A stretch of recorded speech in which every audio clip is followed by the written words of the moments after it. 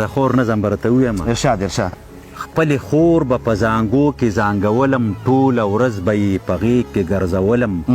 چې په ځمکه به مې خاورې کړلې خولې ته دې به زر لاس کو دې خپلې لوپټې ته راوچت به یې کړم زر د خاورو به یې خوله کړه راله پاکه راوچت به یې کړم د خاورو د خوراکه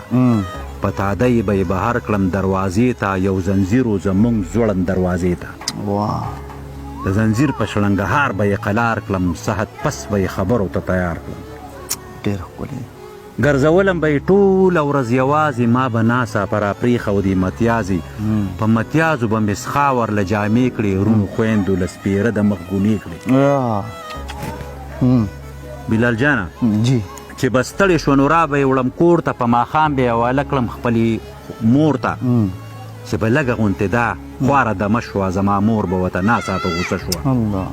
جنۍ پاسه د ماښام تنور لمبه که چې تنور تود شي بیا ټول څاروي اوبه که غرمني لوښي هم سخا په سخا پراته دي د کوهي په غاړه ټول خواره واره دي زما خور به دغه ټول لوښي کنګال کړه پس د دې به یې په کچن کې سنبال کړه بیا به راله په اودو به یې زه ښکل کړم مشغولاله به راویښې په چل ول کړم په خدمت د دغه خور به لویېدمه چې زلمی یې کړم هله شوه بېغمه زلمیتوب و د ځوانۍ په ما دورانو بیا زما د خور زما واده ارمان اخر ماله یې ډولۍ راوړله کور ته بیا خیالونه مې بدل شو دغې خور ته په هوا شوم چې مې ښځه ولیدله د هغې په سر دا خور به مې وهله دغه خور یو ورځې ما ته راګویا شوه د سوالګرې په شان ما ته په ژړا شوه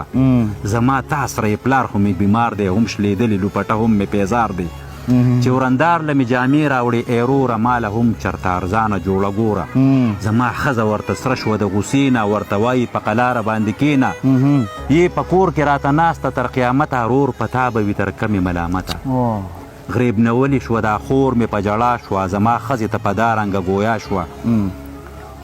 دا وړوکی و چې ما قلارولو ټوله ورځ به مې په ټوټه ګرځولو اوس چې ته رالې نو زه لاړم پردی شوم په خدمت کې د دې رور لاړم بوډۍ شوم په اسلام کې رور د خور وي حصهداره وي پوره د پلار په ګټه کې حقداره خدایه څنګه پښتونولي څنګه اسلام دی دا د خور سره د رور څنګه نظام دی چې واده وکړي او سپکه ورته خور شي ای عجزه په بلا دې داسې رور شي ای عجزه په بلا دې داسې رور شي ډېره مننه